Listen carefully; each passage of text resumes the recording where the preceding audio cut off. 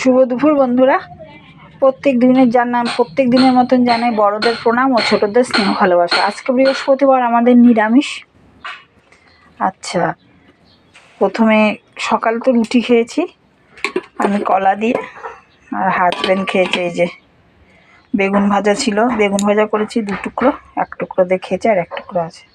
আর এখানে বরবটি, উচ্ছে আর আলু ভাজা। আচ্ছা, আর ভাত তো দেখো, এই যে ভাত আর ডাল করেছি,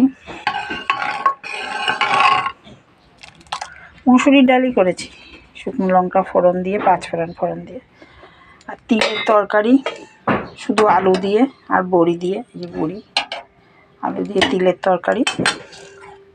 তিল যেটা পেস্ট করে, মাছের তেল না কিন্তু তিল।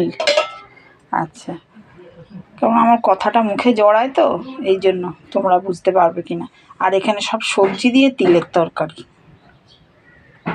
সজনে ডাঁটা, বেগুন, বরবটি আছে দিয়ে তিলের তরকারি।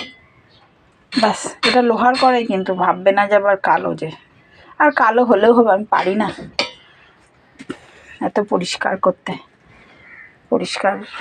পরিষ্কার কিন্তু একদম চকচকে পারি না, হাত ব্যথা, সারা শরীর ব্যথা, কী করবো। আচ্ছা, এই অবধি ভালো থাকবে, সুস্থ থাকো, ভালো থাকো, এটাই চাই।